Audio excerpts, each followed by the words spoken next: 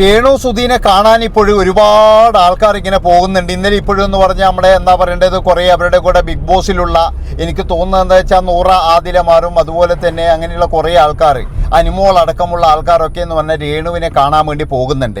ഇതൊന്നുമല്ല നമ്മുടെ വിഷയം, അതൊക്കെ അവിടെ നിൽക്കട്ടെ. വേറൊരു കാര്യം പറയാൻ വേണ്ടിയിട്ടാണ് വന്നത്. ഇതിൻ്റെ ഇടയ്ക്ക് ഇന്നലെ ഒരു വിവരം അറിഞ്ഞു. അതായത് രേണു ജീവൻ എടുക്കാൻ പോയി, അല്ലെങ്കിൽ രേണു അങ്ങനെ ചെയ്തു, അത് കഴിഞ്ഞതിന് ശേഷം ആശുപത്രിയിൽ കൊണ്ടുപോയി എന്നൊക്കെ പറഞ്ഞിട്ടുള്ള ഒരു കാര്യങ്ങൾ കണ്ടു. എൻ്റെ പൊന്നു മക്കളെ, ഈ ചെറുക്കൻ ഒരു എന്താ പറയുക ഒരു ചാറ്റ് പുറത്ത് വിട്ടു എന്ന് കരുതിയിട്ട് അങ്ങനെ അങ്ങ് പോകുന്നവളാണോ ഈ രേണു? അല്ല, അറിയാതുകൊണ്ട് ചോദിക്കുന്നതാണ്. ഇതിപ്പോഴും നമ്മൾ പറയുമ്പോഴെന്ന് പറഞ്ഞാൽ എല്ലാ കാര്യങ്ങളും കൃത്യമായിട്ട് പറയണ്ടേ. അതായത് ആ ചെറുക്കൻ എന്തോ വന്നു പറഞ്ഞു, ആ ചെറുക്കൻ്റെ മനസ്സിലുള്ള വേദന ആ ചെറുക്കൻ പറഞ്ഞു. അതുമാത്രമല്ല, ആ ചെറുക്കൻ എന്താ വെച്ച് കഴിഞ്ഞാൽ അവൻ ഒരുപാട് കാലം അമ്മ എന്ന് വിളിച്ച് നടന്ന ഒരു സ്ത്രീ, അതിൻ്റെ പങ്കിപ്പം പറ്റിയിട്ടുണ്ട് എന്നൊക്കെയാണ് അവരും പറയുന്നത്. പക്ഷേ എന്തൊക്കെ ആയിക്കഴിഞ്ഞാലും ചെയ്തത് മുഴുവൻ രണ്ട് കൂട്ടരും തെണ്ടിത്തരം തന്നെയാണ്. അത് കഴിഞ്ഞതിന് ശേഷം എന്ന് പറഞ്ഞു കഴിഞ്ഞാൽ ഇവർ എന്തോ എന്താ പറയുക ജീവൻ എടുക്കാൻ പോയി. ആ ജീവൻ എടുക്കാൻ പോയിട്ട് കുറേ ആശുപത്രിയിലായിരുന്നു. ആ ചെറുക്കൻ വന്ന് ചാറ്റ് പുറത്ത് വിട്ടു. ഇതൊന്നും അല്ല ഇതിൻ്റെ റീസണാണെന്ന്. ഇതിൻ്റെ ഉള്ളിലേക്ക് പോയി കഴിഞ്ഞാൽ പല പല കാര്യങ്ങളെന്ന് പറഞ്ഞു കഴിഞ്ഞാൽ ഇങ്ങനെ വെളിയിൽ വന്നുകൊണ്ടിരിക്കുകയാണ്. ഞാൻ പറഞ്ഞല്ലോ, ഇതെന്ന് പറഞ്ഞു കഴിഞ്ഞാൽ എന്തെങ്കിലും ഒന്ന് നമ്മൾ ചെയ്തു വെച്ചിട്ടുണ്ടെങ്കിൽ അതൊക്കെ ഇങ്ങനെ വെളിയിൽ വന്നുകൊണ്ടിരിക്കും. ഇപ്പോൾ രേണു എന്ന് പറയുന്നത് ഞാൻ ഈ സബ്സ്ക്രിപ്ഷൻ എടുത്തതോ അല്ലെങ്കിൽ വേറെ എന്തെങ്കിലും ചെയ്തതോ ആൽബം ചെയ്തോ എന്നൊരു വലിയ സംഭവമായിട്ടൊന്നും ഞാൻ കാണുന്നില്ല. അവർക്ക് മക്കൾക്കും കാര്യങ്ങൾക്കും അതുപോലെ തന്നെ അവർക്ക് മക്കളെ പറ്റിയിട്ടുള്ള വിചാരമോ അല്ലെ അങ്ങനെയൊന്നും ഇല്ലെങ്കിൽ പിന്നെ നമ്മൾക്ക് എന്തിനാണ് ഇതൊക്കെ കാണേണ്ട ആവശ്യം? അതുകൊണ്ടാണ് ഞാൻ പറയുന്നത്, ഇന്നലെ ഇപ്പോൾ ജീവൻ എടുക്കാൻ പോയി. അതുപോലെ തന്നെ അതിന് കാരണം ആ ചെറുക്കൻ കുറേ മെസ്സേജ്, അതായത് ചാറ്റുകളെല്ലാം വെളിയിലിട്ടു എന്ന് പറഞ്ഞാൽ അതൊന്നും അല്ല കാരണം. എന്താണെന്ന് വെച്ച് കഴിഞ്ഞാൽ ഇതിലും വലിയ എന്താ പറയേണ്ടത് പ്രശ്നങ്ങൾ വന്നിട്ടൊന്നും രേണു ഇതൊന്നും ചെയ്തിട്ടില്ലല്ലോ. ഇതിലും വലിയ പ്രശ്നങ്ങൾ അവർക്ക് വന്നിട്ടുണ്ട് അവരുടെ ജീവിതത്തിൽ. അതുപോലെ തന്നെ എന്ന് പറഞ്ഞു കഴിഞ്ഞാൽ അവരുടെ വീഡിയോസ് തന്നെ പുറത്തു വന്നിട്ടില്ലേ. അപ്പോൾ അപ്പോഴൊക്കെ എന്ന് പറഞ്ഞു കഴിഞ്ഞാൽ അതൊരു മാർക്കറ്റിംഗ് തന്ത്രം മാത്രമായിരുന്നു. പിന്നെ രേണു ഇന്നലെ ഇപ്പോൾ ആ ചെറുക്കനൊരു ഇത് പുറത്തു വിട്ടു, അല്ലെങ്കിൽ അയ്യോ അവൻ എന്നെ നാണം കെടുത്തി എന്ന് പറഞ്ഞിട്ട് ഇത് ചെയ്യുന്നത് നിങ്ങൾക്ക് തോന്നുന്നുണ്ടോ? പക്ഷേ ഇതിൻ്റെ പുറകിൽ പോകുമ്പോഴേ വേറെ എന്തൊക്കെയോ ദുരൂഹതകളുണ്ട്. അത് ഉറപ്പായിട്ട് ഞാൻ പറയുകയാണ്, ആ ദുരൂഹതകളെല്ലാം വെളിയിൽ വരുമോ എന്നുള്ള ഭയമാണോ രേണുവിന് ഇത് പ്രേരിപ്പിച്ചതെന്ന് അറിയില്ല. ഇനി അങ്ങനെ രേണു ചെയ്യുന്നുണ്ടെങ്കിൽ ഇത് രക്ഷപ്പെട്ടു എന്ന് നിങ്ങൾ കരുതണ്ട. രേണുവിനെ സൂക്ഷിച്ചിട്ടില്ലെങ്കിൽ രേണു ഇനിയും അങ്ങനെ ചെയ്യും എന്നാണ് എനിക്ക് തോന്നുന്നത്. അതായത് അങ്ങനെ ഒരു കാര്യമുണ്ടെങ്കിൽ, ഇന്നലെ ഏതോ ഒരു വേട്ടാപ്പള്ളിയൻ്റെ ഒരു വീഡിയോയിലാണ് ഞാൻ കണ്ടത്. പിന്നെ അത് ഒരുപാട് ആൾക്കാർ കയറിയിട്ട് അത് പിന്നെ ആ ഒരു വീഡിയോ എടുത്ത് അലക്കുന്ന കണ്ടിന്. പിന്നെ ഞാൻ പിന്നെ അതൊന്നും ചെയ്യാൻ നിന്നിട്ടില്ല. കാരണം എന്താ വെച്ച് കഴിഞ്ഞാൽ ഇങ്ങനത്തെ ചീള് കേസിൽ കഴിയില്ല എന്ന് വെച്ചിട്ടാണ്. അതുകൊണ്ട് രേണുവിനെ ഇനിയും സൂക്ഷിച്ചോ.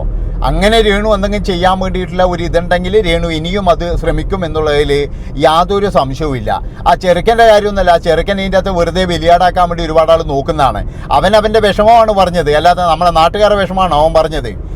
അവൻ്റെ വീട്ടിൽ അവൻ്റെ കുടുംബത്തിൽ സംഭവിച്ചേ. ഇനി എന്തൊക്കെ ആയാലും നീ ആരടാ, നിൻ്റെ അമ്മയാണോടാ, നിൻ്റെ രണ്ടാനമ്മയല്ലടാ എന്നൊക്കെ പറയുന്നവരോട് എനിക്ക് പറയാനുള്ളത്, ഇവർ ഒരുപാട് വർഷം ഒരുമിച്ച് താമസിച്ചവരാണ്. അപ്പോൾ അവർക്ക് അതിൻ്റേതായ ബന്ധങ്ങളും കാര്യങ്ങളൊക്കെ ഉണ്ടാകും. അപ്പോൾ അതിൻ്റെ ഇടയ്ക്ക് നിൻ്റെ അമ്മയാണോടാ, നിൻ്റെ രണ്ടാനമ്മയിലെ നിൻ്റെ അച്ഛൻ കെട്ടിയാലേ എന്നൊക്കെ പറഞ്ഞാൽ എങ്ങനെയാണ് കാര്യം നടക്കുമോ?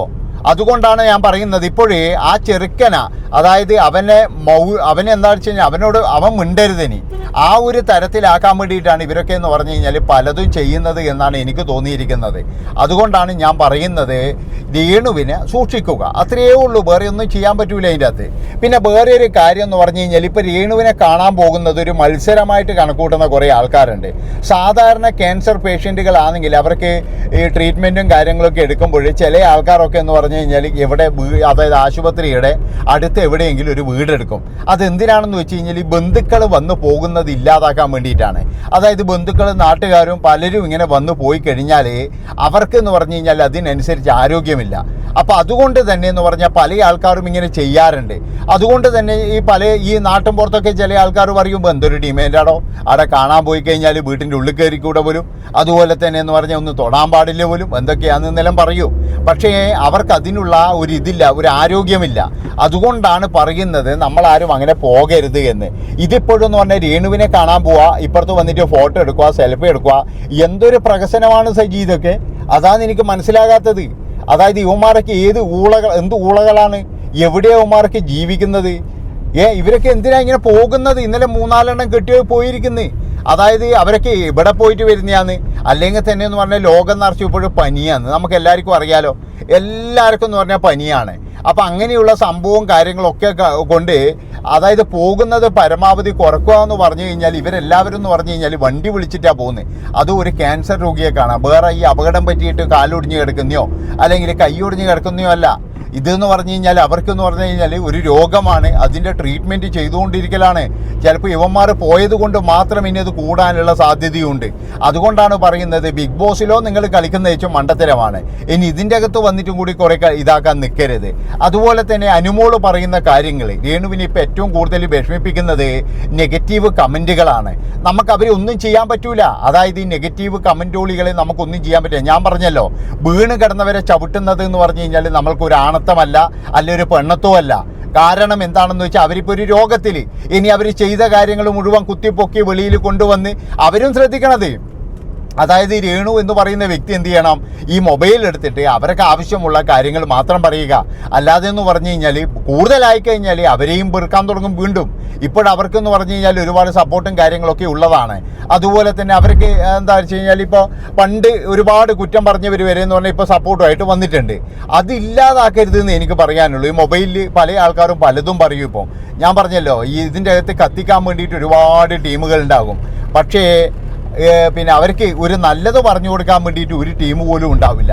അതുകൊണ്ടാണ് ഞാൻ പറയുന്നത് വളരെയധികം സൂക്ഷ്മതയോട് കൂടിയിട്ട് കളിച്ചാൽ ഒരു കുഴപ്പവും വരില്ല. പിന്നെ ബിഗ് ബോസ് താരങ്ങളോട് നിങ്ങളിങ്ങനെ വരിയായിട്ട് പോകണ്ട. അതായത് അവരെ കാണാൻ വേണ്ടിയിട്ട് എങ്ങനെ പോകരുത്. അതായത് നിങ്ങൾക്ക് ഒരു സോഷ്യൽ മീഡിയയിൽ ഒരു പോസ്റ്റ് ആണെങ്കിൽ ഇപ്പോൾ ChatGPT പറഞ്ഞു കഴിഞ്ഞാൽ അവരെടുത്ത് തരുവാണെന്ന്. അല്ലാതെ നിങ്ങൾ എന്തിനാണ് വെറുതെയെങ്കിലും പോയിട്ട് ഇങ്ങനെ ഫോട്ടോയും എടുത്തിട്ട് ഞങ്ങൾ രേണുവിനെ കാണാൻ പോയി ഒരു പ്രഹസനവുമാക്കി. ഇനി അവർക്ക് എന്തെങ്കിലും സഹായമാണ് നിങ്ങൾക്ക് ചെയ്യേണ്ടതെങ്കിൽ നിങ്ങൾ എന്ത് ചെയ്യുക, ആ സഹായങ്ങൾ കൊണ്ടുപോയി ചെയ്യുക. അതാണ് വേണ്ടത്. ആ സഹായം ചെയ്യാൻ വേണ്ടിയിട്ട് ഇന്ന് കുറേ കാര്യങ്ങളില്ലേ. അല്ലാതെ എന്ന് പറഞ്ഞു കഴിഞ്ഞാൽ ഈ സഹായം എന്താ പറയേണ്ടത്, ഇത് ചെയ്യാൻ വേണ്ടിയിട്ട് ഇപ്പോൾ എന്തെങ്കിലും ഇപ്പോൾ ഒരു പ്രശ്നമില്ല, ഇപ്പം ബാങ്കിലോട്ട് ഇട്ട് കൊടുത്താൽ പോരെ. അല്ലാതെ ഇമാതിരി പ്രഹസനങ്ങൾ എന്തിനാണ് പോയി കാണിക്കുന്നത്? അതാണ് എനിക്ക് ചോദിക്കാനുള്ളത്. അതുകൊണ്ടാണ് പറയുന്നത് അവരെ കാണാൻ പോകുന്നവർ വളരെയധികം സൂക്ഷിക്കുക. അപ്പോൾ ഞാൻ പറഞ്ഞു വരുന്നത് എന്താണെന്ന് വെച്ച് കഴിഞ്ഞാൽ രേണു സുധി ഒരു കാര്യം ചെയ്യേണ്ടത് ഇങ്ങനെയുള്ള സന്ദർശകരെ ഒന്നും അടുപ്പിക്കാതിരിക്കുക. പിന്നെ ബോധവും കഥയുള്ളവരാണെങ്കിൽ അവിടെ പോകാതിരിക്കുക. അതായത് നിങ്ങൾ പോയിട്ട് നിങ്ങൾക്ക് കുറച്ച് റീച്ച് കിട്ടും, അല്ലെങ്കിൽ ഇത് ഇൻസ്റ്റഗ്രാമിലിട്ട് റീലാക്കാം, പിന്നെന്ന് പറഞ്ഞാൽ ഇൻ്റർവ്യൂ ചെയ്യാൻ ഞാനും രേണുവിനെ കാണാൻ പോയി എന്ന് പറയുമ്പോഴേ അതിൻ്റെ ഭവിഷ്യത്തുകൾ എല്ലാവരും ഓർക്കണമായിരുന്നു. അല്ലാതെ എന്ന് പറഞ്ഞാൽ ഇതിനിടയ്ക്ക് ഒരു സ്ത്രീ പറയുന്നത് കേട്ട്, എനിക്ക് നല്ല ജലദോഷം ഉണ്ടായിരുന്നു, ഞാൻ ഹോസ്പിറ്റലിൽ പോയിട്ട് വരുന്ന വഴിയാണ് ഇവിടെ കയറിയത് എന്നൊക്കെ. എന്ത് മണ്ടത്തരാന്ന് കാണിച്ചതെന്നറിയാം. ഭയങ്കരമായിട്ടുള്ള മണ്ടത്തരമാണത്. അവരുടെ കാഴ്ചപ്പാടിൽ എന്ന് പറഞ്ഞാൽ അവർക്കെന്താ അയ്യോ കാണാൻ പോയി എന്നാൽ വളരെ നന്നായി എന്നൊക്കെയുള്ള ഒരുപാട് പേരും കാര്യങ്ങളൊക്കെയാണ് അവർക്ക് കിട്ടുക. പക്ഷേ നിങ്ങളൊരു കാര്യം ആലോചിക്കേണ്ടത് ഇതിൻ്റെ ഭവിഷ്യത്ത് വളരെ വലുത് തന്നെയാണ്. ഇവിടെ കുറേ എണ്ണമുണ്ട് ഇനിയിപ്പോഴും ബസ് പിടിച്ചിട്ട് പോകുമെന്നറിയില്ല. അതാണ് ഇവിടെ സംഭവിച്ചു കൊണ്ടിരിക്കുന്നത്. ഏതായാലും നിങ്ങൾക്ക് സഹായം ചെയ്യണമെങ്കിൽ നിങ്ങളൊരു കാര്യം ചെയ്യുക, സഹായങ്ങൾ ചെയ്യാൻ വേണ്ടിയിട്ട് ഇഷ്ടംപോലെ ഓപ്ഷൻസ് ഇന്നുണ്ട്, അതൊക്കെ ചെയ്യുക. അല്ലാതെ എന്ന് പറഞ്ഞ് ഇങ്ങനെയുള്ള പോയി കാണുന്ന പ്രഹസനങ്ങൾ, അല്ലെങ്കിൽ ഇനിയിപ്പോൾ നിങ്ങൾക്ക് എന്തെങ്കിലും സാധനം കൊണ്ടു കൊടുക്കാനാണെങ്കിലും ഇന്ന് ഇഷ്ടംപോലെ കാര്യങ്ങളുണ്ട്. അതായത് ഡെലിവറിയും കാര്യങ്ങളൊക്കെ ഇല്ലയാണ്. ഏതായാലും അടുത്ത വീഡിയോ ആയിട്ട് വരാം. നന്ദി, നമസ്കാരം.